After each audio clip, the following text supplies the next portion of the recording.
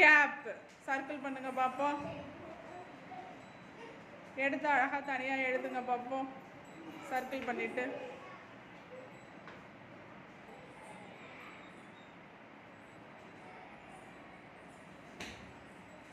Very good.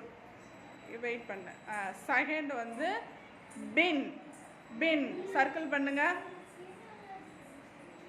Very good. எழுதுங்க பார்ப்போம். பின்.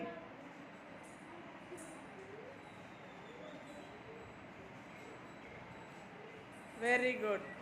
Next சாட். வேகமா. சாட். Very good. விஷாலி தான் ஃபஸ்ட்டு முடித்தாங்க. விஷாலி கிளாப் பண்ணுங்க.